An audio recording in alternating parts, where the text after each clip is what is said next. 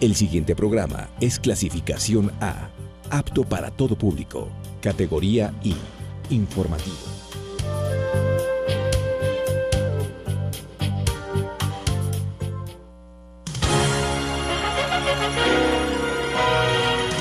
Televisión Manabita presenta TV Noticias Primera Emisión.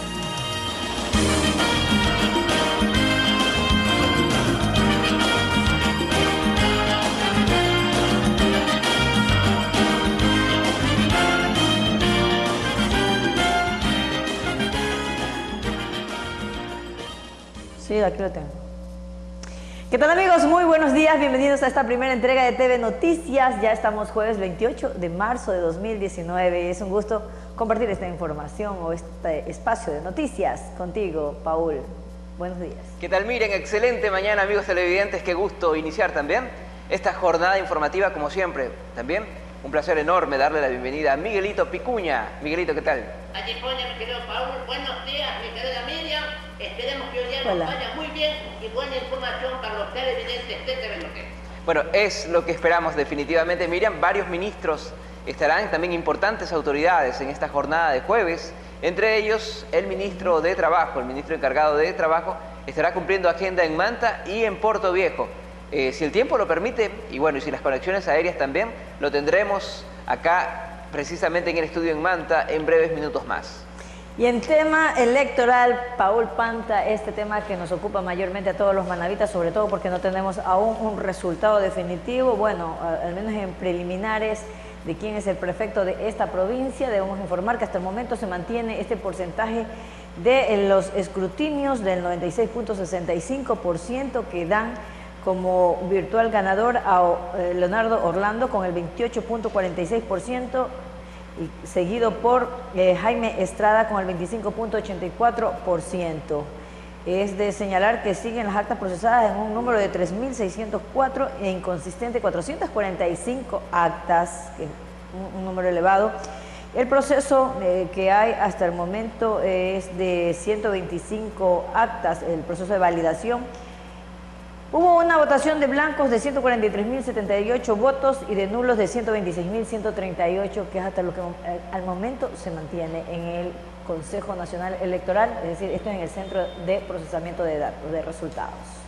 Miren, importante también el rol de observancia, el rol bastante activo que han tomado diferentes colectivos para tratar de ser una especie de veedores externos, que es importantísimo también para que no se den, bueno, no se generen suspicacias también en cuanto al proceso. Ayer tuvimos también aquí en los estudios al titular del CNE, quien nos aclaraba que su rol es totalmente administrativo, que esto está en manos de la Junta Electoral, de la Junta Provincial Electoral, y que son dos escenarios. Miriam, uno, el tema de los determinados recintos de San Vicente y en este caso de Barraganete, en el cantón Pichincha, y otro es el proceso de las actas inconsistentes que tú mencionabas. Es decir, que el tema de para definir la prefectura de Manabí va a dividirse en dos escenarios. Hay un plazo de 15 días, que es lo que da la ley, precisamente para que se cumpla con el debido proceso, que se proclamen resultados y que también, si hay una contraparte, presente sus objeciones. Pero el tema de si se convoca o no a nuevas elecciones en esos determinados recintos implicaría a que se extienda aparentemente este plazo, Miriam, porque no se organiza una nueva elección de la noche a la mañana. Entendemos que mínimo podrían haber hasta 2 semanas para, en este caso, definir ese proceso, que es una decisión expresamente de si se convoca nuevas elecciones en estos recintos, es una decisión que la toma el Pleno, Miriam, previo a un informe elaborado por la Junta Provincial de Manabí. He escuchado, Paul, en este punto de esto de las elecciones, convocar nuevamente a las elecciones, de por qué la gente interrumpe este proceso democrático cuando se presentan este tipo de desmanes. Hay mucha gente que analiza el tema y dice que como Consejo Electoral no debieran convocar a nuevas elecciones cuando se presenta este tipo de cosas, sino que deberían de decir, bueno, estas personas aquí no se consideran estos votos, es como que si no hayan votado, porque así se sentaría un precedente de aquellos que siempre quieren interrumpir y se convocan nuevas elecciones. Entonces, claro, como que esto sucede a veces por el interés de ciertos grupos políticos, entonces con esto ya se lo frenaría un poco. Miren, y nadie se atrevería a hacerlo. Sí, es importante lo que tú mencionas, pero se debe cumplir el debido proceso. La lógica a veces demanda otras cosas, como tú bien lo mencionas, pero el debido proceso implica respetar el Código de la Democracia, la ley electoral que están vigentes y que tiene previsto también una hoja de ruta para este tipo de circunstancias. Lo que sí, yo creo que está en manos no solo de las autoridades en cuanto al tema electoral, sino de las autoridades policiales, es que se tiene ya identificados a quienes originaron y se debe investigar a fondo cuál es, en este caso, cuál sería el trasfondo que llevó. Es muy sospechoso también los movimientos o las entidades políticas que están detrás de este inconveniente. Hay que investigar a fondo cuál fue el verdadero objetivo de dilatar este proceso, de generar estos disturbios que han dilatado específicamente el pronunciamiento de resultados en cuanto a la dignidad de prefecto de Manabí. Sí, señor. Y mire, ese respeto al debido proceso, un respeto por la democracia que debe nacer también desde los ciudadanos. Yo creo que en esto tenemos que estar claros, la ciudadanía debe empezar por respetar todo aquello. Y bueno, como tú le dices, hay que ver, hay que investigar cuáles realmente fueron las causas que motivaron a todos estos desmanes y también, junto con ello, aplicar las sanciones debidas. Vamos con información, mi estimada Miriam. Tenemos también información de crónica policial generada la noche de ayer, de última hora. Pero antes, Miguelito 6 Picuña. mañana, 40 minutos, gracias a TV Picuña, en la provincia del Chimborazo. Bienvenidos también. Esto es TV Noticias, primera emisión, a nuestros hermanos manavitas que nos siguen desde diferentes puntos del planeta. Les recordamos que el presente informativo llega a Europa, Estados Unidos, Canadá, Centro y Suramérica a través de la señal de www.eurolatintv.tv. Bienvenidos, 6:41 minutos mañana, 6:41 minutos mañana. También nos pueden ver en tiempo real por nuestra plataforma online www.tvmanavita.tv. Aquí el desarrollo de las noticias. Bueno, y anoche en la zona rural de Manta, en el sitio Santa Rosa, un vehículo de carga pesada cayó por un abismo. Este incidente ventajosamente solo dejó heridos y un gran susto. Tenemos el informe con nuestra compañera Tatiana Toala. La alerta se dio pasada las 20 horas de este jueves, cuando un vehículo pesado cayó en un abismo de casi 50 metros de profundidad. Según el reporte de los agentes de tránsito, el camión cubría la ruta a Puerto Cayo, Manta. Tenemos una tipología de pérdida de pista, volcamiento longitudinal descendiente. Hasta el momento tenemos patrullas de la institución en el punto, así como OIAT, rescate, 4 patrullas del área operativa. El accidente se registró en la comuna Santa Rosa, zona rural de Manta. Ya en el sitio, personal del Cuerpo de Bomberos confirmaron que no hubo personas heridas. Se logra identificar algunas gavetas donde aparentemente carga larvas con su servicio de oxígeno para que esta especie pueda tener su proceso natural. Indican que vieron salir a una persona caminando con una linterna de mano que no es reconocida en el sector. Eso se presume haya salido el conductor, sea este el que haya salido del sector.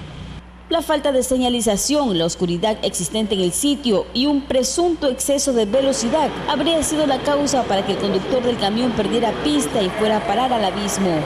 Al parecer la vía, ya que cuenta aquí con un lugar muy oscuro, no hay iluminación, pero sin embargo depende también de la velocidad que tuvo el camión. vamos a tomar procedimientos posteriores a la extracción del vehículo para llevar el Víctor al centro de retención vehicular en Puerto Cayo. Isidoro Montalbán, concejal de la zona rural, dio a conocer que ha pasado varios informes sobre el mal estado de la vía, pero aún no recibe respuesta alguna. No ha habido la señalización debida. Estamos en este momento conversando con el compañero presidente del gobierno parroquial con la finalidad de enviar mañana mismo otro informe a riesgo al Ministerio de Transporte y Obras Públicas para que se tomen las medidas preventivas hasta que pueda hacerse la variante, que tengo entendido el Ministerio está trabajando en construir una variante para desviar la vía, ¿no? Y ya definitivamente evitar este peligro latente que... Informó para Televisión Manabita Tatiana Toala. Y ya suman 13 las víctimas mortales en Pedernales por la presunta intoxicación producto de la ingesta de alcohol adulterado. Nuestro compañero Marcelo Ruiz nos tiene más detalles al respecto. 3 son las personas que perdieron la vida por ingerir licor presuntamente adulterado. Las víctimas son José Ramón Zamora Arce, de 38 años de edad, Rubén Darío Briones, de 37 años, y Ramón Stalin Olives, el mismo que se lo encontró dentro de la habitación sin signos vitales. Quedé dormida en una hamaca y acostada cuando después llegaron mis hijos y se entraron y se pasaron al cuarto de él, y ahí ya se dieron cuenta que ya estaba muerto. El comisario Amaro Gómez realizó varias verificaciones en los lugares que se expende licor artesanal, donde se incautaron botellas y envases del presunto licor adulterado, los cuales serán analizados en lo posterior a fin de relacionar con el presente hecho. Siempre incauto las canecas que están sin el registro sanitario, que no tienen ningún documento o algo que identifique que es legal ese trago adulterado. Este licor ha sido ya incautado y puesto a orden de la autoridad competente para someter a las pruebas químicas correspondientes para establecer su grado de etanol o lo que certifique los análisis químicos producto de esto. Es importante conocer que el día de hoy ha fallecido otro ciudadano. Mientras tanto, en el Hospital Básico Pedernales se encuentran 2 personas de sexo masculino quienes son atendidos por los galenos de turno. Se conoció que presentan síntomas de intoxicación presuntamente alcohólica, razón por la cual son atendidos y manifestando que su estado es delicado. Ya anda un proceso de la policía que ya sabe a dónde vendieron ese trago. El personal de la DINASED junto a Fiscalía realizaron el levantamiento de los cadáveres y los trasladaron hasta el centro forense. Sí, estamos esperando, no tenemos cómo irlo a traerlo de Santo Domingo. Desde la provincia de Manabí informó Marcelo Ruiz. 6 mañana 45 minutos, 6 mañana 45, más noticias en TV Noticias. Y ahora abordamos temas electorales. Por aproximadamente 2 horas se desarrolló la sesión de la Mesa de Seguridad, donde se resolvió reforzar la protección de los exteriores de la delegación del CNE y del Centro de Procesamiento de Resultados en Puerto Viejo. Aproximadamente por 2 horas sesionó la Mesa de Seguridad Provincial, donde se resolvió reforzar la seguridad en los exteriores del Centro de Procesamiento de Resultados y en la delegación del Consejo Nacional Electoral en la provincia de Manabí. Se ha resuelto, entre otros temas, pues también reforzar la seguridad en los exteriores del Centro de Procesamiento de Resultados, en el Coliseo de la California, y en los exteriores de la delegación CNE.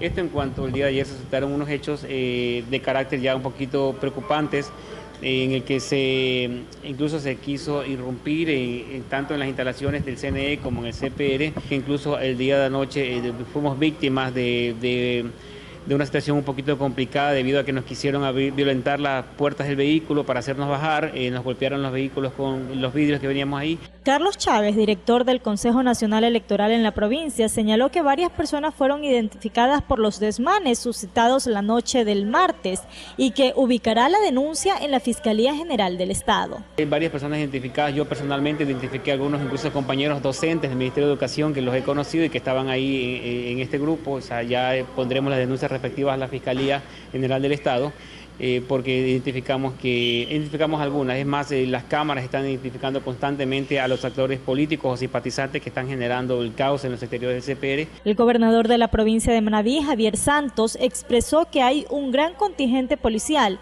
y que ese numérico podría variar. Que no vamos a permitir, primero, el desorden público, segundo, la alteración del orden público, ni tercero, las agresiones físicas contra ninguna persona, ningún bien público, ni ningún bien privado. Es decir, vamos a velar que los dispositivos de seguridad se implementen. Actualmente contamos con cerca de 400 hombres en los alrededores dando custodia al espacio físico donde se maneja el proceso electoral, pero este numérico puede aumentar. Puede aumentar como puede disminuir dependiendo de el tiempo que dure este espacio o dependiendo de la complicación de esto. Cecilia Macías, Televisión Manavita.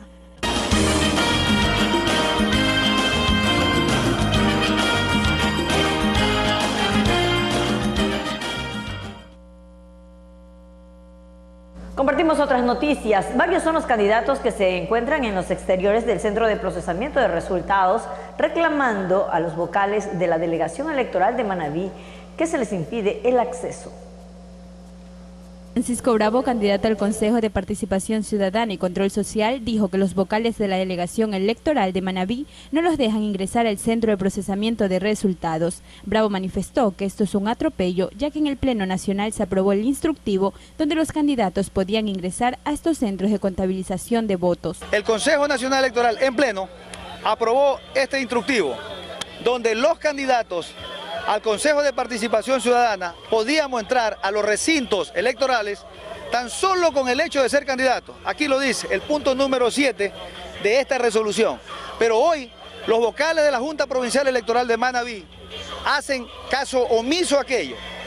El candidato, por otro lado, mencionó que el Consejo Nacional Electoral debería pensar en la destitución de los vocales de la Delegación Electoral de Manabí, ya que están desacatando la resolución del Pleno. Que están desacatando las resoluciones del Pleno, a tal punto que hemos tenido restricciones para poder entrar a los recintos y poder entrar aquí a la Junta de Escrutinio. Vamos a presentar una acción de queja ante el Tribunal Contencioso Electoral por estas actitudes que estamos viendo. La seguridad que se encuentra en la parte de afuera del Centro de Procesamiento de Resultados les dicen que no están en la lista para poder ingresar, así lo aseguró Bravo. Que no hay autorización, que no estamos como lista, que no estamos en la lista que ellos envían acá afuera a la puerta, entonces es una total burla a esa resolución. No entiendo por qué los vocales de la Junta Provincial Electoral de Manabí están haciendo caso omiso, es decir, desacatando una resolución del Consejo Nacional Electoral. Daisy Loor, Televisión Manavita.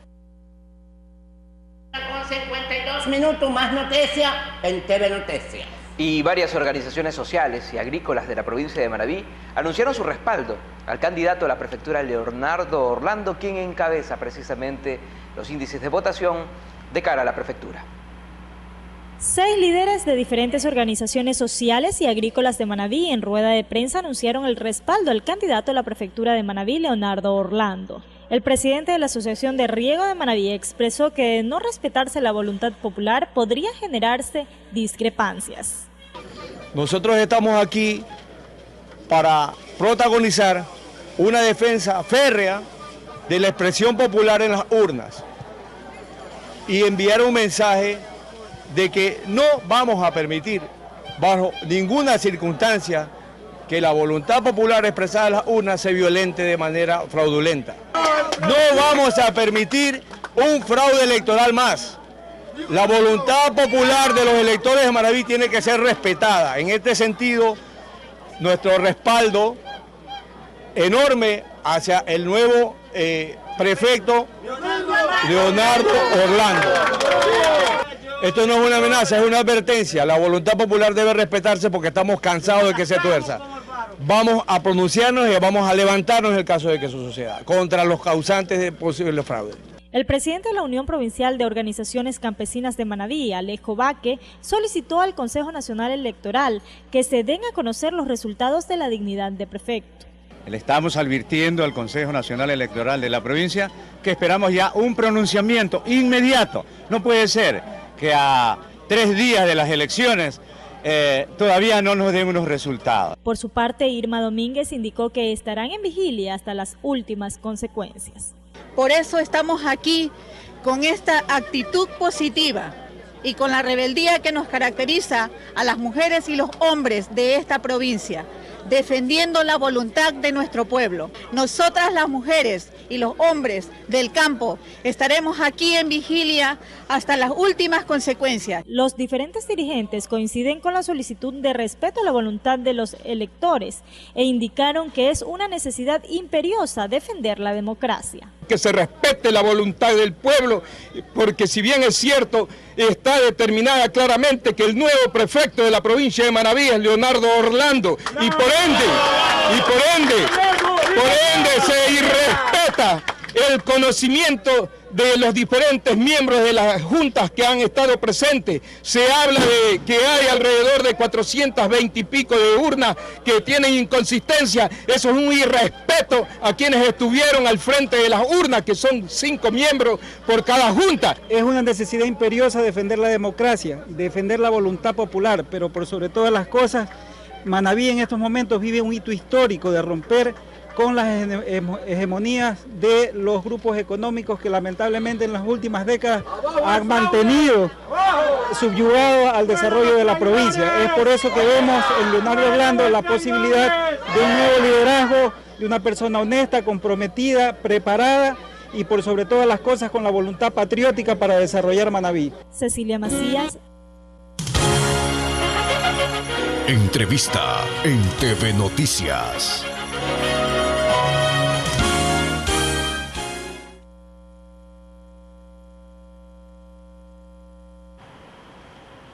Señores televidentes, vamos inmediatamente a nuestro segmento de entrevistas aquí en TV Noticias de Televisión Manabita. Juan Javier Dávalos está con nosotros. Se trata de uno de los postulados a integrar el Consejo de Participación Ciudadana definitivo, cuya elección se produjo con otras autoridades el 24 de marzo. Juan Javier, buenos días, bienvenido. ¿Cómo le va?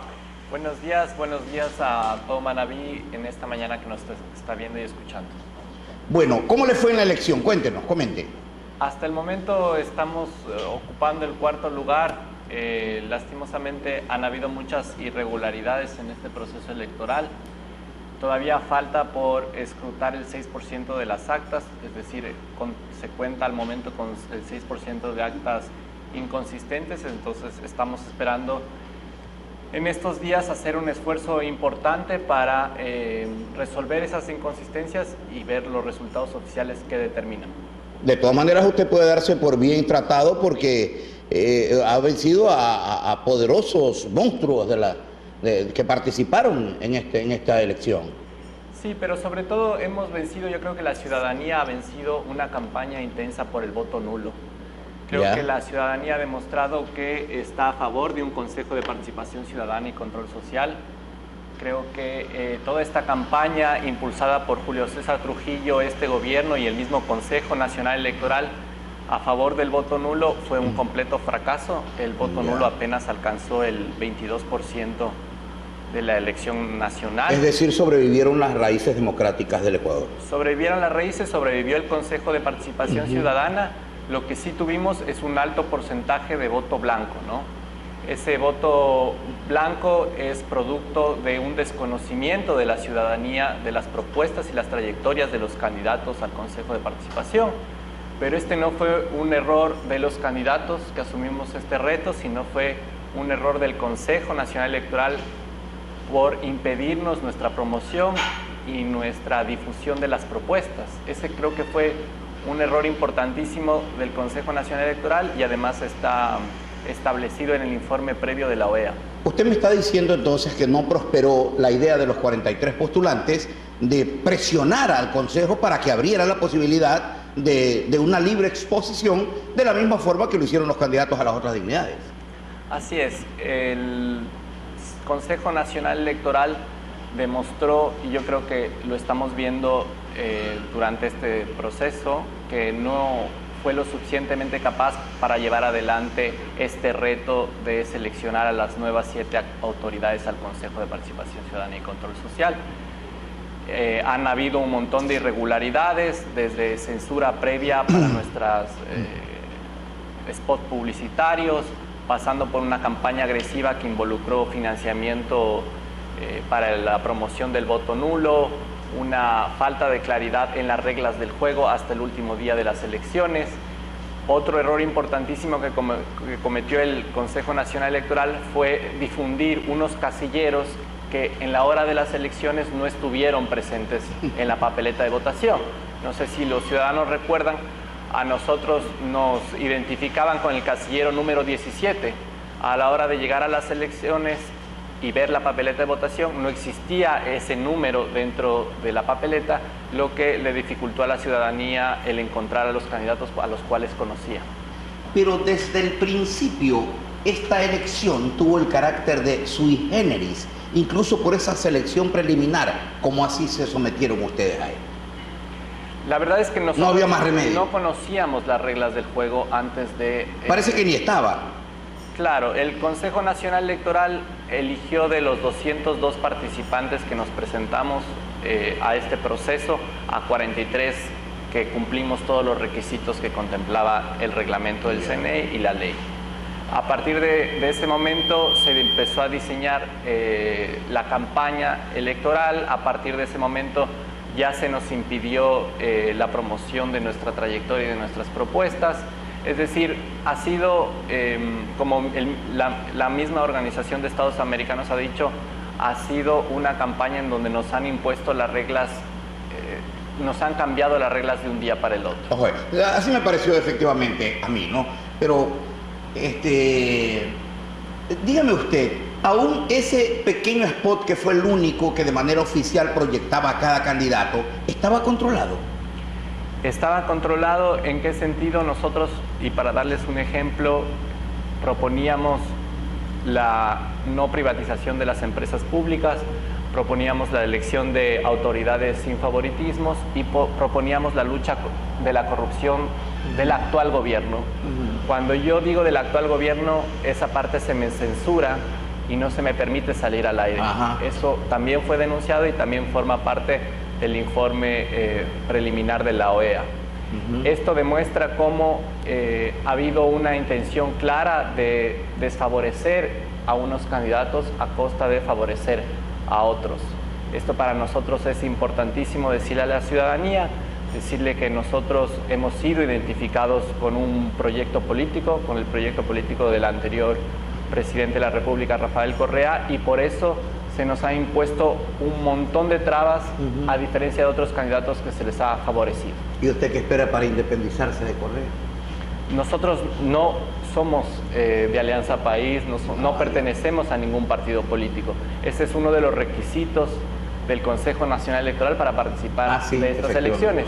Pero eso no impide que nosotros nos sentamos identificados con ciertas causas, ¿no? Más allá de, digamos, de una afiliación partidaria, estamos a favor de defender las empresas públicas, estamos a favor de luchar contra la corrupción del actual y de cualquier gobierno anterior o el que venga, y eso nos ha identificado, digamos, con un proyecto progresista, y por tanto se nos ha impedido nuestra promoción, nuestra difusión, y tenemos serias dudas sobre los resultados de las elecciones actuales. Juan Javier, nos quedan 2 minutos, ya hablemos de cosas más prosaicas. Eso ya pasó, usted ganó y ganó. ¿Se acuerdan los otros 6 que clasificaron con usted? Sí. A ver. Está Walter Gómez, está el licenciado José Tuaquís, que es digamos, el sacerdote. Ah, pero Tuárez. Tuárez. Sí, claro, claro. Tuárez. Manavita, por cierto. Está David Cruz y estoy yo en 4º lugar. Ya. Ese tercer lugar, para que entienda la ciudadanía, hay 3 consejeros titulares y 3 consejeros suplentes que se eligieron en estas elecciones. La diferencia entre el tercero y el 4º lugar, donde estoy yo, es de apenas 10,000 votos. Es decir, los resultados oficiales se tendrán que proclamar después de las elecciones que vamos a tener en esta provincia, en Pichincha y en San Vicente. De ahí se definirá cuál es el consejero titular y cuál es el consejero suplente. Ya, y hay 3 damas, ¿no? Hay 3 damas. Dígame que está María Fernanda Rivadeneira. Está María Fernanda Rivadeneira, está Victoria de Cintorio y la señora Moreira. Bueno, aquí los tuvimos a todos, gracias a Dios. Última pregunta. ¿Usted sabe la altísima responsabilidad que tiene este órgano, que por eso es tan controversial y hay gente que le quiere cortar la cabeza? Que tiene un super control del Estado y que el primer consejo no cumplió. Y por eso están represadas tantas denuncias de corrupción y demás. ¿Usted sabe la camisa de 11 varas donde se va a meter. La propuesta de tener un Consejo de Participación Ciudadana y Control Social surge en la Constitución del 2008 para impedir que sean los partidos políticos los que designen a las autoridades de control. Es verdad. Y no hay mejor forma de luchar contra la corrupción que tener organismos de control independientes, ¿no? Que se separen de los partidos políticos, que no le deban favores a los gobiernos de turno, y es por eso que le temen a un Consejo de Participación de ciudadanos independientes que puedan luchar frontalmente contra la corrupción. Bueno, muchas gracias por estar aquí. Efectivamente, Vicuñita, no nos quedó tiempo, me están ordenando el paso a Puerto Viejo, donde seguimos con más invitados. Gracias por estar aquí.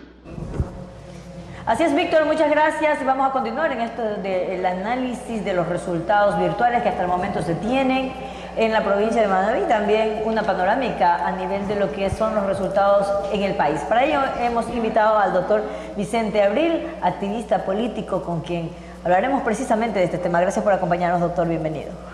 Gracias a usted por la invitación. Me disculpan los televidentes, estoy un poco afectado de los senos paranasales y me impide hablar muy fluidamente, pero bueno, doctor, aquí estamos y vamos con esto. Cuando hay muchos análisis, ¿verdad?, al momento de los resultados que se han obtenido, ¿usted cómo mira esto? ¿Cuál es la panorámica que le da? ¿Qué tiene? No, la panorámica que ocurre es que existe en el Ecuador una diversidad política y en los actuales momentos ha habido un repunte de la derecha tradicional social cristiana, pero se enmarca como una potencia política de carácter regional, ¿no? Los grandes derrotados fueron el gobierno y la Revolución Ciudadana de Correa. Y hay que resaltar una cuestión que nos dicen los grandes medios de comunicación, es el hecho del repunte de la izquierda, de Unidad Popular y Pachacuti, que fueron vilipendiados, perseguidos por Correa, ilegalizados, como en el caso de Correa, que ilegalizó al MPD, que encarceló a dirigentes tanto de Unidad Popular como de Pachacuti, y en estos momentos se ubica como la segunda fuerza política. Se han alcanzado 7 prefecturas provinciales, unas como 2 de Unidad Popular, otras en alianza. Hasta los actuales momentos van 28 alcaldías a nivel nacional, 14 de Unidad Popular, 14 de Pachacuti y 4 que están en disputa, más de 160 concejales entre urbanos y rurales, así como también cientos de vocales o presidentes también de las juntas parroquiales. Entonces, eso es lo que decía. ¿Ese comportamiento que más o menos se va se debe? ¿Ah? ¿Ese comportamiento electoral? ¿A qué se Ese comportamiento electoral se debe, lógicamente, a un rechazo, pues, a 10 años de persecución, que por mucho que ahorita trate de victimizarse a Correa, a nadie puede engañar en el sentido de que ellos están involucrados. Pero en Manabí, Puerto Viejo, hay una diferencia porque aquí también, ha ganado. Bueno, aquí se da un fenómeno. Puerto Viejo votó por un portovejense. Pero ¿qué ocurre? Que en las elecciones de febrero del 2017, el correísmo logró el 54% y hoy está en el 29%. Hay una baja muy ostensible, ¿no? Si el correísmo hubiera sido fuerte, pues ellos, si bien es cierto, no presentaron en los 22 cantores candidatos a alcaldes, creo que en 8 o 9, pero el Partido Social Cristiano, que ese es otro fenómeno, gana creo que 7 alcaldías, ¿no? Entonces hay una división. Yo lo que también considero, en el caso de Puerto Viejo, de la alcaldía, se hace necesario también que la juventud se involucre más en el accionar político.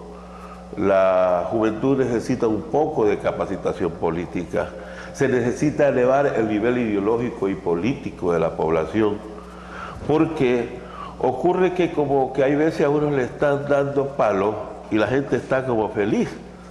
Lo que ocurre, por ejemplo, aquí, en el caso de los candidatos que están en disputa de la prefectura provincial, incluso algunas alcaldías, tienen que ver directamente pues, con el desastre que significó esta de la reconstrucción y la reactivación económica de la provincia. ¿Usted cree que esta es una respuesta también? Es parte de la respuesta.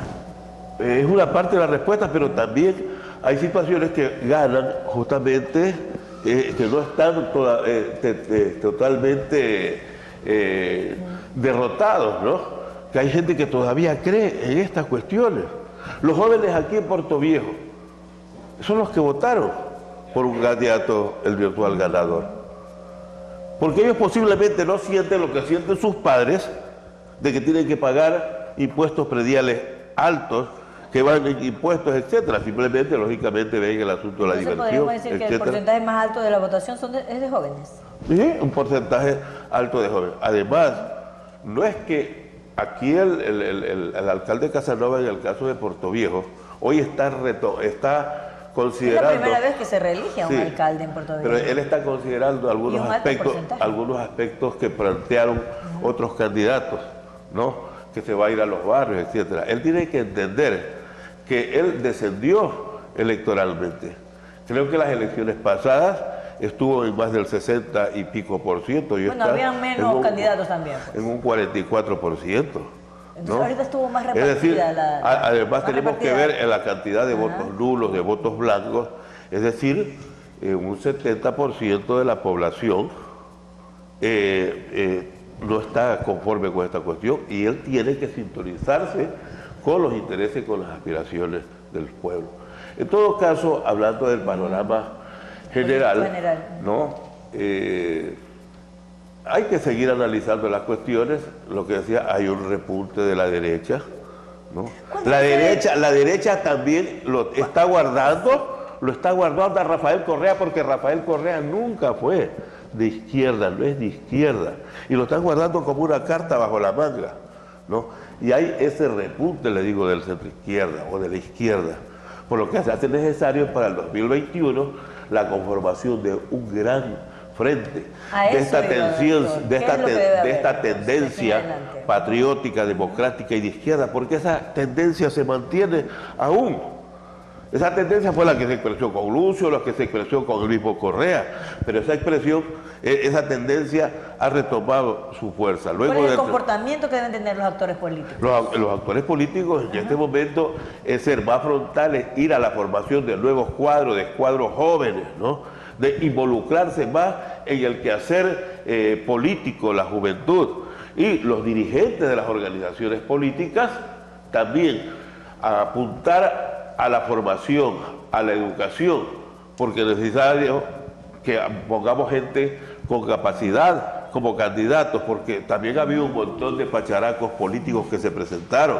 Y definitivamente también tiene que ordenarse esto de la proliferación de movimientos, porque parece que más que representen alguna tendencia ideológica, eso no ocurre, eso no es.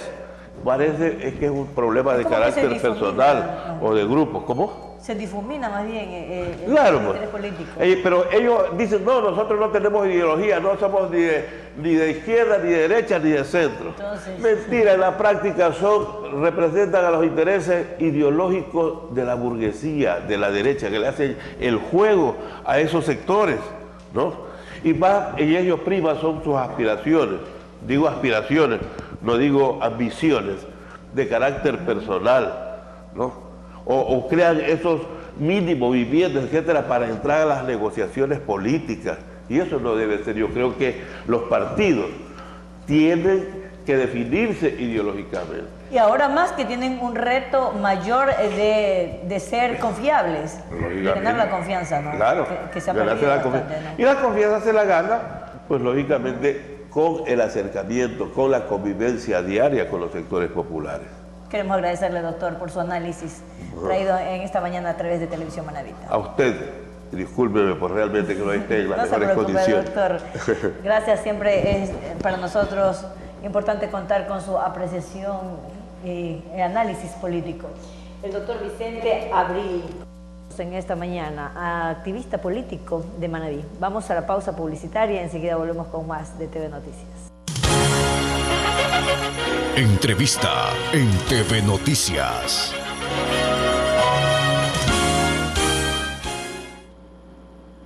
Inmediatamente, señores televidentes, vamos a conversar con Andrés Madero, el ministro de Trabajo del Ecuador, que está visitando la tierra manabita y con él hay algunos temas de palpitante interés que tratar. Señor ministro, bienvenido a Manabí. Buenos días, ¿cómo le va?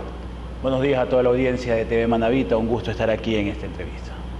¿Cómo marchan algunos de los temas capitales del ministerio, especialmente esta que fue una innovación hace algunos años, aproximadamente una década, de crear un instrumento que permita a la gente llegar a su primer empleo, es decir, mano de obra para la gente joven? Bueno, aquí hay que hacer una puntualización. Tenemos la red Socioempleo, que permite vincular a través de la página web del ministerio, asesorándonos y capacitándonos a todas las personas que quieran vincularse al sector público o privado, ingresando sus datos y formando parte de esta base de datos. Esa es la red Socioempleo, que tiene aproximadamente 10 años de vigencia. En el tema de Mi Primer Empleo y Empleo Joven son dos proyectos nuevos que nacen con la gestión del presidente Lenín Moreno, dando respuesta a una problemática no solo a nivel mundial, sino básicamente a nivel nacional, que es la falta de empleo para jóvenes, en un nicho importantísimo, buscando atender en este año aproximadamente a 23.000 jóvenes a nivel nacional que buscan incorporarse al mercado laboral. Ok, de ese tema es que le quiero hablar. ¿Cuáles son las bases para sustentar la posibilidad del empleo joven? Bueno, necesitamos que los jóvenes se vinculen laboralmente, y siempre una de las principales problemáticas para los jóvenes es la falta de experiencia laboral, que se vuelve un obstáculo para que puedan incorporarse rápidamente. Por eso el Estado, liderado por el presidente Lenín Moreno a través del Ministerio del Trabajo, lo que ha buscado es dar esta facilidad para que se puedan vincular los jóvenes al sector privado a través de un incentivo que se entrega a las empresas que contratan a estos jóvenes.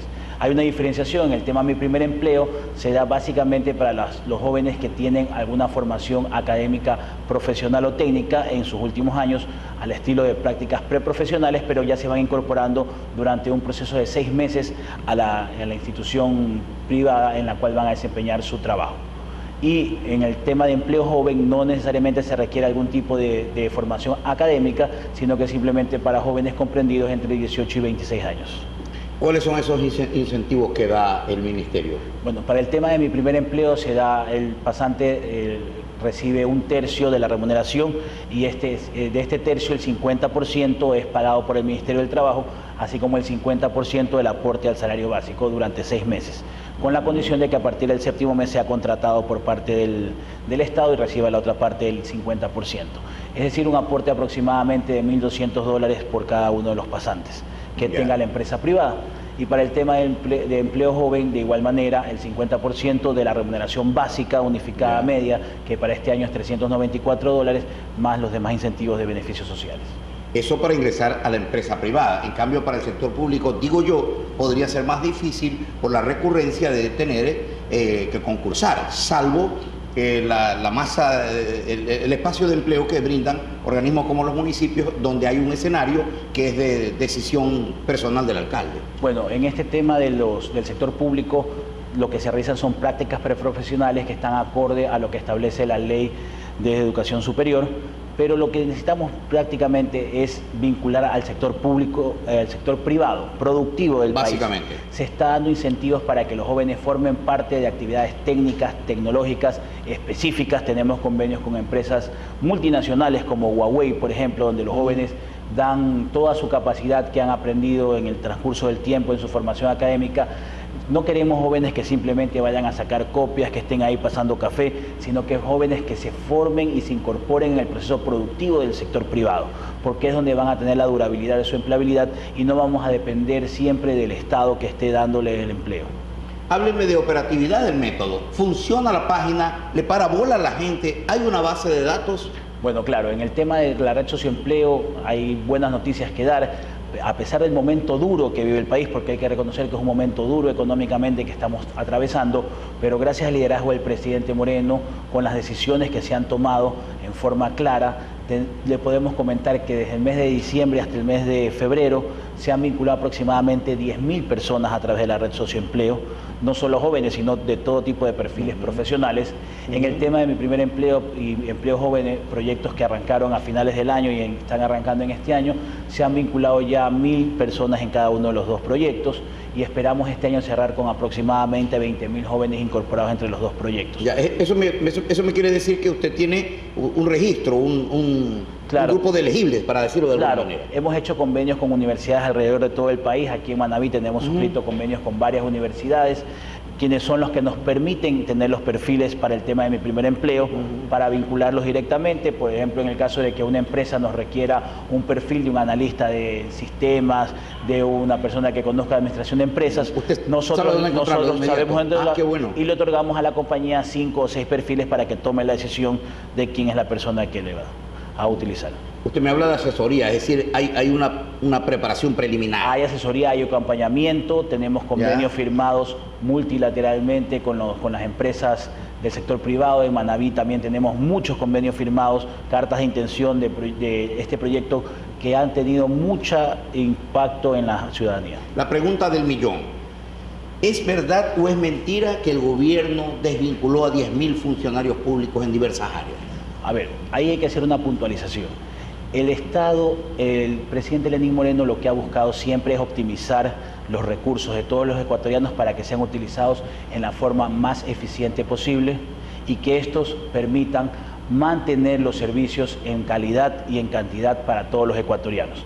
En este escenario se vienen realizando políticas de austeridad desde el mes de septiembre de 2017. Como usted recordará, el presidente emitió el decreto 135, en el cual redujo el salario a los funcionarios del nivel jerárquico superior, se redujo en más de 30% el gasto en viáticos, movilizaciones, transporte, se eliminó el pago de planes de equipos celulares, se eliminó el pago de movilizaciones indebidas, se vendieron los carros de lujo que tenía el Estado para poder obtener recursos. De igual manera, en el mes de diciembre se realizaron un nuevo reajuste en los salarios del nivel jerárquico superior. Se redujo en 50% el número de asesores del Estado. Entonces son medidas y políticas que se vienen tomando desde el inicio del gobierno. El presidente Lenín Moreno, con mucha responsabilidad, ha tomado estas decisiones para asegurar la sostenibilidad de los servicios. Y en el tema de los contratos ocasionales, recordemos que son para necesidades no permanentes y extraordinarias que se presentan en las instituciones de servicio público. Estas necesidades no permanentes tienen un periodo de terminación y los contratos de servicios ocasionales, conforme lo establece la LOCEP, la Ley Orgánica de Servicio Público, tienen una duración máxima de 12 meses. Correcto. Y estos contratos han ido terminando conforme a eso. Entonces, actualmente lo que el presidente nos ha pedido a todos los ministerios, a todas las instituciones del sector público, es que las desvinculaciones que se realicen sean velando por los derechos de los trabajadores y especialmente manteniendo la percepción en calidad y en cantidad de todos los servicios, más que nada en educación, seguridad y salud.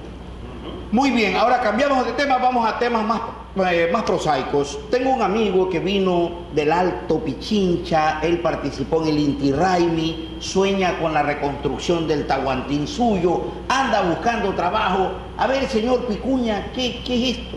Primero, Picuña, mi querido Menestro, que haya venido acá a Manabí, yo siendo de la provincia del Chimborazo, ya te veo cuál es la realidad tuya. ¿De qué manera puedo aportar yo como un hombre que conoce mucho el agro para ahora que estoy en Manabí, al lado tuyo? Bueno, como Estado tenemos varias respuestas para ustedes. En el tema del agro tenemos vinculación con la banca pública, se están dando créditos para emprendimientos con sola firma hasta $10.000 con Banecuador. El Ministerio de Agricultura está prestando mucha asesoría en el sector agropecuario y de igual manera el Ministerio de Trabajo puede poner a disposición la red socioempleo para que se pueda vincular en forma inmediata. ¿Usted ha trabajado en algo alguna vez en su vida? Dígame, claro que ya ese don Menestro también ha sido apoyo. ¿Puede aceptar como asesor tuyo? Claro que sí, podemos aceptar todos los apoyos que sean bienvenidos en favor de la ciudadanía. Vea, ministro, el señor vende guayusa, usted no toma. Para que vea, ahora acá en Manabí ya se vende ceviche de pescado. Va a hacer ceviche de ahora conejo. vamos a hacer el ceviche de conejo y el sullado de cuy. Por favor. Pero con maní tiene que hacerlo. Yo apruebo, señor Menestro, ha sido un gusto tenerlo aquí en Manabí. Un gusto siempre estar aquí. Un asesoramiento mío para ti cuando lo necesite. Gracias. Vamos de agenda, dos preguntas finales, señor director, se nos quedan 2 minutos. ¿Cómo marcha su directora regional? Muy bien, la directora regional, una mujer muy capaz, manabita, que está encargada de la zona 4, que no solamente corresponde a Manabí, sino también Santo Domingo, dando muchos resultados y esfuerzos con temas duros en inspecciones, controles, porque estamos también haciendo la otra parte. Estamos poniendo a disposición de las empresas y de los trabajadores todos los servicios y todos los productos del Ministerio de Trabajo, pero de igual manera realizamos los controles para evitar que se presten algún tipo de vulneraciones o abusos. Hábleme del SECAP. Necesitamos recuperar el SECAP. Bueno, aquí tenemos el director ejecutivo del SECAP, nos está acompañando el día de hoy. Estamos firmando nuevos convenios aquí en Manabí para dar certificaciones y capacitaciones, que es el sentido del SECAP, y ponernos siempre a las órdenes de la ciudadanía para dar todos los servicios de esta institución. Bueno, muchas gracias, señor ministro, por haber venido aquí. Me dice que usted es como medio manabita, ¿no? ¿Cómo es esa historia? Manabita y medio, porque mi esposa es manabita. Entonces está sometido, señores, al mando de la mujer manabita. Oiga, y usted escoge este personal, porque lo veo aquí que sus colaboradoras son en realidad unas señoras muy bellas, ¿no? Y sus compañeros muy serios, ¿no? Bueno, yo no sé. Qué bueno. Son mujeres manabitas que es por demás decir ya mujer manabita hermosa. Y ese asesor tuyo que sea indígena para que te dé el apoyo respectivo. Sí, pero usted primero se somete a un refaccionamiento. Vamos, señores, a concluir esta entrevista. Gracias, ministro, por haber estado aquí. Mucho gusto, gracias. Vamos al corte comercial. Entrevista en TV Noticias.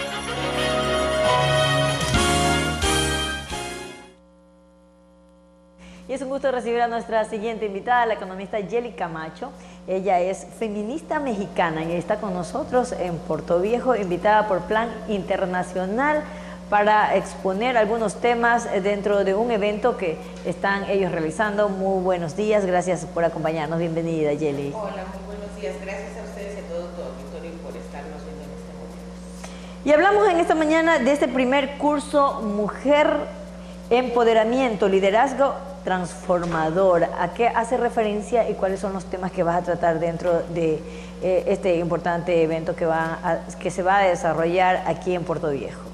Pues te cuento que es en el marco del Día Internacional de las Mujeres que se va a realizar este evento y estamos invitando a que asistan todas las mujeres de Manabí porque vamos a tratar temas muy importantes que tienen que ver con economía, con procesos de cooperativismo entre mujeres. Vamos a estar platicando un poco de la experiencia que hay desde el Parlamento de Mujeres de la Ciudad de México, porque también colaboramos en ese ejercicio ciudadano en la ciudad y vamos a tratar muchísimos temas el día de hoy y mañana.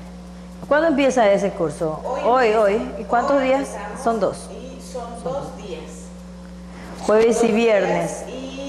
Yo voy a estar participando particularmente con el tema de economía feminista porque es un tema muy ¿A qué se refiere eso de economía y feminista? Es una nueva perspectiva de abordaje económico que visibiliza todos aquellos trabajos que no han sido considerados desde la economía clásica. Es decir, todos los trabajos que se realizan al interior de los hogares. Uy, que son muchos. Claro, y las implicaciones que esto tiene en la productividad de una nación. Por ejemplo, te pongo el caso de México. En México, el trabajo doméstico no remunerado equivale al 23.3% del Producto Interno Bruto. Y esto lo sabemos gracias a la cuenta satélite de trabajo no remunerado de los hogares. Por otro lado, tenemos estos temas que generan algunas tensiones con la masiva incorporación de las mujeres a los espacios públicos, porque no solo están en el espacio público, sino también no dejan de hacer actividades al interior de los hogares. O sea, esas responsabilidades no se las deja. Así tengan que cumplir en horarios más extendidos. Así es. Y lo mismo pasa en Ecuador con la encuesta nacional de uso del tiempo que levanta el INDEC. Arroja datos que van más o menos de esa situación. Es decir que, mira, la importancia de la economía que la mujer genera realmente de ese proceso económico dentro del hogar es bastante importante y no lo ha dejado. Es decir, se ha involucrado ella en el quehacer político, en el quehacer público, pero esas actividades siguen con ella. Así es. Y es no remunerada. Si se remunerara, probablemente cambiaría la forma en la que valoramos las actividades dentro de los hogares. Y ¿de qué forma? Una mayor corresponsabilidad de los varones hacia las actividades al interior del hogar. A eso no como iba. una solidaridad, sino como una corresponsabilidad. El involucramiento verdadero que deben tener. Sí. El involucramiento dentro de las actividades de cuidado y de las labores dentro de los hogares, porque lo que estamos identificando es que hay mayor participación de las mujeres por número de horas a la semana Incluso podríamos hablar de dobles y triples jornadas de trabajo. Pero también se dice que ha habido un mayor crecimiento en cuanto a la conciencia de los hombres respecto de estas actividades que hay ahora, se involucra más que antes. Sí, probablemente hay una proporción de la población que es consciente de esta situación y asume estos roles sin que le genere alguna resistencia. Pero las cifras nos están arrojando que no es así.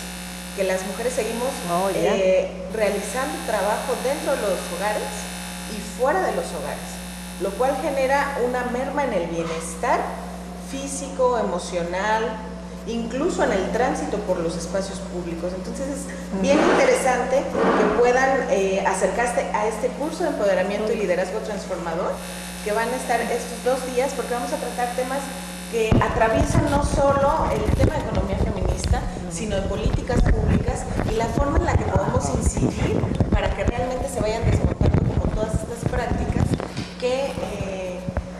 La realidad de México tiene mucho que ver con la realidad que vivimos los ecuatorianos, las ecuatorianas respecto de este tema, o dista bastante. O sea, las realidades, cuando ustedes han hecho estudios, cuando has estado en otros lugares llevando también este tipo de capacitación y de conocimiento y de experiencia, ¿qué tanto te da? ¿Se han dado cuenta ustedes de las diferencias o a lo mejor las similitudes que hay en este comportamiento? Pues mira, te comento, yo colaboro en el TELAR, que es una comunidad de pensamiento feminista latinoamericano, que se centra en investigaciones en la región, en países como Argentina, Brasil, Colombia, México, y somos una red de investigadoras que estamos tratando de poner el foco en estos temas que parecieran no relevantes dentro de las políticas públicas, pero sí relevantes para la vida de las mujeres. Y lo que hemos encontrado en estos ejercicios, en estos instrumentos estadísticos, es que no hay una modificación. O sea, las mujeres, más aún en zonas rurales, responden a la misma realidad. Responden a mayor número de horas a la semana destinadas al trabajo al interior de los hogares y pensando en ¿Y por qué en la ruralidad más? En el caso de México en particular, tiene que ver con un proceso en el que las mujeres han vivido situaciones de ausencia del varón por migraciones, por abandono, por otro tipo de fenómenos, y entonces asumen la responsabilidad al interior y al exterior, y también en actividades que se han considerado de autoconsumo, que tiene que ver con acarreo de leña, acarreo de agua, siembra, todas estas actividades que impactan de manera directa a la economía de las regiones y que no se han considerado como productivas dentro de la contabilidad nacional hasta el momento que se empiezan a establecer cuentas satélite de trabajo no remunerado. Cuando vemos esta realidad y tenemos esta realidad, ¿cuál es el planeamiento que ustedes tienen? El planteamiento fundamental es la corresponsabilidad en los cuidados. Y la corresponsabilidad te lleva a pensar que los varones puedan asumir de manera directa las labores dentro de los hogares, de la misma manera que nosotros nos incorporamos desde los 80s a los trabajos dentro de los espacios públicos. Es decir, que no haya tensiones en estos cambios de roles que se van generando de manera sistemática, porque la sociedad es dinámica. Y entonces, en ese sentido, de la misma manera podemos ir caminando juntos, ¿no? Nosotras en el espacio público y ellos asumiendo sin problemas actividades. Claro, es como una aspiración y vemos que poco a poco se van desmontando estas ideas de lo que se le asigna a las chicas y a los chicos dentro de los espacios del hogar. Debemos trabajar entonces desde los chicos, ¿no? Así es. De los chicos el trabajo debe empezar por allí. Además que como que debe ser reforzado en la educación básica. Claro, algo que es bien importante y que estamos mirando y que tiene que ver con esto es que se incrementa la violencia. O sea, mayor participación de las mujeres en las esferas públicas, se va visibilizando que hay violencias de todo tipo, económica, política, que se visibiliza, física. No que se aumenta la violencia, o sea, ya ha estado, ya ha existido, sino que ahora es visible. Y los instrumentos nos permiten, al menos en el caso de México, visibilizar que hay un incremento de 2000 a 2017, ¿no? Hay un instrumento que es la Encuesta Nacional de la Dinámica de las Relaciones en los Hogares que nos dice que la violencia, más allá de disminuir, está incrementando. Entonces, eso es como un foco de atención. Bastante. Claro, porque pareciera que la lectura es, mientras más estamos en estos espacios públicos, abriendo brecha para otras mujeres, más es el foco de violencia. Y hay que caracterizar ahí también, porque hay diversidad de mujeres, por eso hablamos de feminismos latinoamericanos, ¿no? Porque somos diversas y territorialmente cambia la situación dependiendo en el contexto en el que estemos. Son estos y otros temas que ustedes van a analizar Así es. dentro de este importante curso que se va a realizar, que se realiza desde hoy. ¿A qué hora empieza? A partir de hoy. ¿Dónde exactamente? A las 8:30 en la Universidad de San Gregorio. Ahí esperamos que puedan asistir todas las mujeres manavitas, porque es muy importante que puedan nutrirse de estos encuentros entre mujeres y fortalecer sus liderazgos. Este jueves 28 y mañana viernes 29 en la Universidad San Gregorio de Puerto Viejo, que es uno de los auspiciantes precisamente de este curso que realiza Plan Internacional. Queremos agradecer a la economista Yeli Camacho por acompañarnos. Gracias a ustedes por invitarnos. Esta mañana.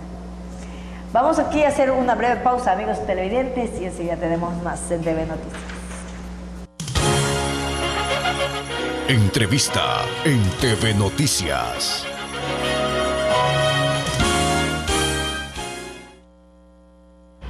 Televisión Manavita es la ganadora de las elecciones y por eso los ganadores están con nosotros. Fuimos el primer medio de comunicación en presentar al candidato ganador de la alcaldía de Manta, Agustín Intriago.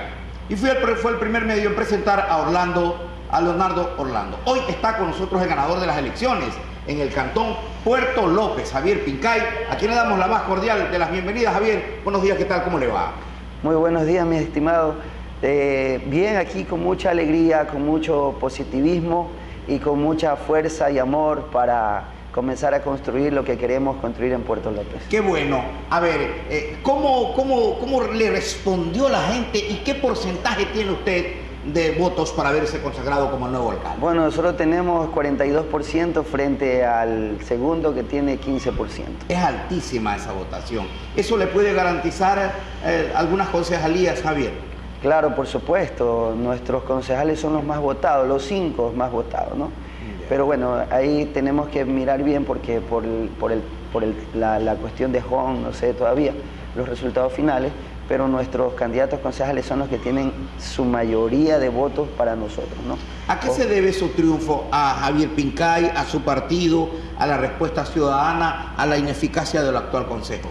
Bueno, lamentablemente Puerto López sí ha vivido un abandono, no ha tenido la respuesta que el cantón necesitaba de sus gobernantes, ¿no?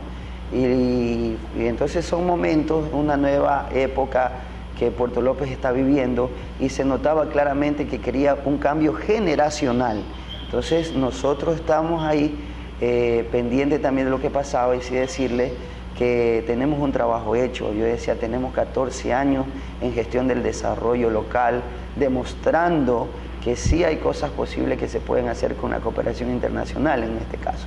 Entonces, fue momentos para que también Puerto López vaya creyendo que sí hay gente que le gusta luchar sin perder el norte de una lucha. A veces también es importante, o sea, no llegar, no querer hacer, en este caso, alcalde porque me da la gana, porque quiero, sino es porque tenemos un enfoque de lo que significa el desarrollo y tenemos ese sentimiento desde adentro para qué es lo que significa trabajar por la familia. Entonces, eso es muy importante. Y hay algo que también le voy a decir a usted.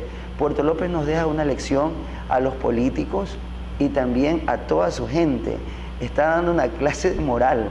Y es histórico porque lamentablemente, lamento que los otros candidatos hasta se escondieron a través de las redes sociales, de Facebook falsos, incluso de pasquines, una cuestión horrible. Para atacarlo a usted. Para atacar a Javier Pincay y a su equipo. Pero Puerto López tiene claro. Entonces sí nos dio una lección, porque claro, incluso antes que sucediera eso, nosotros teníamos menos puntos. O sea, nosotros estamos ganando con el 42%. En ese tiempo nosotros teníamos menos. Pero mire, esas son las clases de aprendizajes para Manabí y para el Ecuador y el mundo. Aquí hay que hacer cada vez más unas campañas creativas, estratégicas y diciéndole la verdad al pueblo. También algunos fantaseaban diciendo que iban a hacer tantas cosas que no iban a ser posibles. Entonces Puerto López no se le miente más. Puerto López, así como Manabí, el Ecuador, necesita un gobierno transparente y que diga la verdad. Y para eso nosotros vamos a estar. Las cosas difíciles tenemos que decir lo que pasa. Lo bueno y lo malo hay que decirle a la población. Para eso están ahí los representantes, mi querido amigo. Además de lo que ha dicho Javier Pincay, ese gobierno municipal también requiere, más allá de la transparencia, que es el eje central, un poco de eficacia. Ese es un gobierno fallido, le debe a todo el mundo. No le paga al ingeniero Castro, no le paga a contratistas que han cumplido sus obras. Debe por doquiera. No tiene vehículos para transportar sus jefes departamentales, para cumplir su misión. No tiene material guardado en sus bodegas para eventualidades. ¿Qué es lo que pasa con ese consejo? Bueno, sí, lamentablemente a veces por cumplir una cosa y la otra, la verdad, yo solamente le puedo decir que esperemos llegar, esperemos hacer el análisis y después dar una respuesta concreta a la población, el por qué, ¿no? Ya. Pero sabemos de antemano que sí ha habido irresponsabilidad y que no ha tenido un enfoque de desarrollo. ¿Usted va a reestructurar el presupuesto de ese municipio? Claro, todas las cosas vamos a hacerlo de acuerdo a nuestro objetivo. ¿Y va a pelear por ese presupuesto? Así es. ¿Por qué le hago la pregunta, Javier? Es porque estos municipios se contentan con esa platita, se la reparten y entonces no hacen crecer a sus cantones. ¿Cómo otros municipios van y pelean en Quito y le ponen la plata? Así es. Y con todo respeto, queremos que nuestro presidente nos escuche y también nuestros ministros y todo. A Puerto López tiene el gobierno central tiene una deuda con el Cantón Puerto López. Nosotros tenemos el 70% de su territorio es área protegida, es área conservada. Entonces yo defiendo la conservación. Incluso algunos me dicen que soy ambientalista y me encanta eso. Pero antes del ambiente hay que pensar en el ser humano.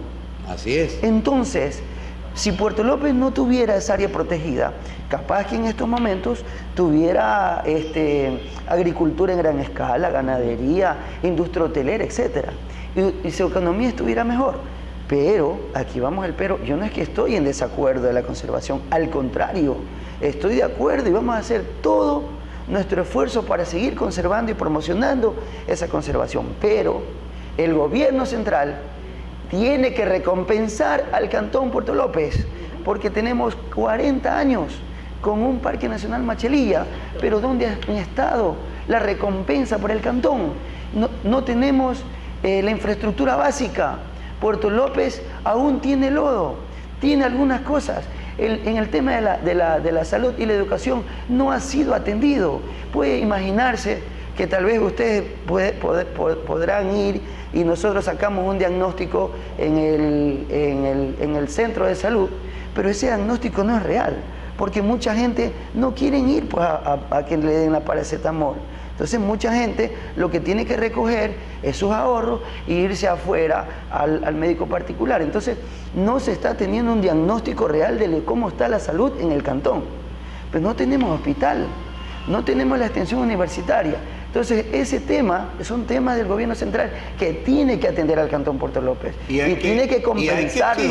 Así es, vamos a exigir. Y por eso le digo con mucho respeto, señor gobierno, tiene que atender al Cantón Puerto López. Incluso Puerto López es un destino turístico internacional, que Puerto López para usted, para los manavitas y es para el Ecuador y el mundo, al cual sí tenemos cosas lindas que contar. A ver, Puerto López, yo sí lo conozco a fondo, es un verdadero paraíso. Y está bien cuidar su entorno, su naturaleza, su equilibrio ecológico, pero tienen que saber, los que critican a Javier Pincay, que la protección del entorno natural, de las especies, de la flora, de la fauna, es para que esté al servicio del hombre. Para eso es. Así no es por gusto, esa es la verdadera sustentabilidad. El hombre es el centro del universo. ¿De qué nos va a servir mañana que tengamos mucha pesca, mucha flora y mucha fauna y el hombre está muerto? Así es. No, señor, esa es la teoría antropocéntrica. El hombre es el centro del universo. Esa es una gestión eficaz. pero para eso hay que tener algo aquí, para servir a su pueblo. Recuerden que Puerto López tuvo que ser intervenida, porque allá nada funcionaba. Hasta las notarías hubo que intervenirlas. Y el presidente Correa le pegó una feroz retada al alcalde de Puerto López porque encontró su pueblo sucio. Un destino turístico mundial. Así que qué bien, Javier, que usted tenga las ideas claras para que ponga en adelante su pueblo. Terminemos con esta entrevista con una pregunta aquí del señor Picuña. Sí, y también con ese agradecimiento que le quiero hacer a todo el Cantón Puerto López, de todas las parroquias, de todos los rincones, y también algo importante, como yo decía bien, ese agradecimiento y cariño que los niños nos tienen.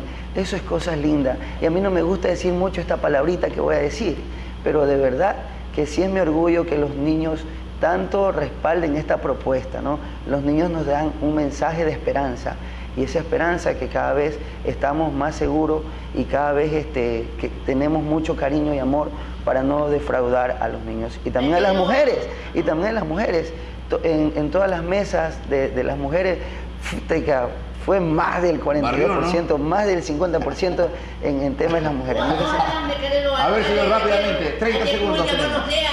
De tantos años de guagüeños chiquitos que he llegado a Puerto López, no he visto nada de cambio, no ha progresado en nada. Fue llamado hasta el Acapulco ecuatoriano ese sector. Ahora, ¿cómo será visto ya con tu presencia como alcalde? ¿Habrá cambios en la calle, hidráulico, en todo? Para eso vamos. Yo sé que tenemos los pies sobre la tierra y sabemos que va a ser muy difícil porque los recursos son pocos y nos dejan una administración quebrada, pero estamos por eso. No podemos estar llorando sobre lo mojado porque sabíamos lo que veníamos. Entonces aquí a enfrentar este tema y poner ese gran reto del desarrollo del campo. ¿Desde chiquito has visto la gran realidad que ha sufrido Puerto López? Así es, desde Entonces, chiquito. Es una gran... He nacido y vivido ahí. Entonces ahora juntos vamos a ver que Puerto López sea el paraíso que queremos. Sí, y tendrá su propia identidad. No será el Acapulco, no será nada. Será Puerto López con su propia identidad. Muy bien, muchas gracias. Tienen que conocer. Gracias al alcalde electo de Puerto López, que ha sido el resultado de una elección que nadie la discute porque su votación es extraordinaria, el 42%. Javier Pincay, Televisión Manavita. Corte comercial. Muchas gracias.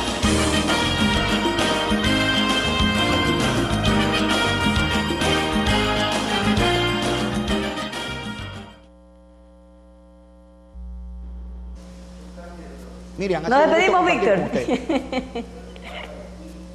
Qué bueno, ¿no? Nos vemos el día de mañana con todos. Gracias, amigos, por su sintonía.